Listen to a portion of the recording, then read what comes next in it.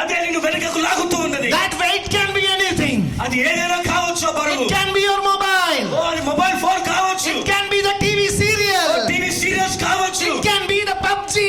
PUBG game కావచ్చు. It can be the Shark Tank. అది ఏ game అయినా కావచ్చు. It can be Facebook. It can be WhatsApp. WhatsApp కావచ్చు, Facebook కావచ్చు. Whatever you give your maximum time to. నువ్వు దేని కొరకైతే అధిక సమయం వెచ్చిస్తూ ఉన్నావు. That is the weight in your life, God's people. అదే నీ జీవితంలో బరువు ప్రియులారా. What is it that takes your prayer time? ఏ వస్తువు ఏ విషయాన్ని ప్రార్థన నుంచి నిన్ను దూరముగా తీసుకొని వెళ్తుంది? What is it that takes your Bible reading time? దేవుని వాక్యము చదవకుండా ఏది నిన్ను దూరంగా తీసుకొని వెళ్ళిపోతున్నది? What is it that takes your fasting time? ఉపవాసము చేయకుండా ఏది నిన్ను దూరముగా తీసుకొని పోతుంది? దేవుని What is it that takes your church time? సంఘానికి రాకుండా ఏది నిన్ను ఆపివేస్తున్నది పిల్లారా? You know what is that? ఏంటో తెలుసా అది? That is a weight. అదే బరువు. How many of you are with me this evening ఎంతమంది time? నాతో పాటు ఉన్నారు సాయంకాల సమయంలో పిల్లారా? I know some of you are able to say, Pastor, yes, there is a weight on my back. ఓ సంఘ కాపరి గారు, నా వెనక వీపు పైన కొంత భారము బరువు ఉన్నదని మీరు ఆలోచిస్తూ వస్తున్నారు. I want to run, but this weight is pushing me. I'm not able to నేను run. పరిగెత్తాలని ఆశపడుతున్నాను, కానీ ఈ బరువైనటువంటి వస్తువు ఉండడం వల్ల, ఈ ఆలోచన ఉండడం వల్ల నేను ముందుకు You వెళ్ళలేకపోతున్నాను. know what? నీకు తెలుసా ఏంటో? If you want to run, ఒకవేళ నీవు పరిగెత్తాలంటే you must remove and throw your weight yourself.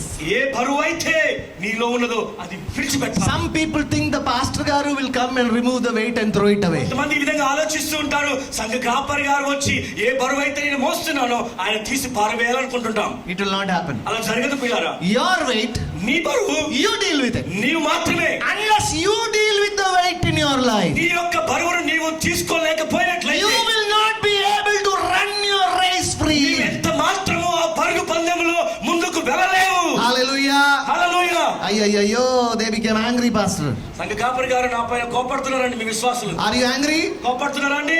Hallelujah. Hallelujah.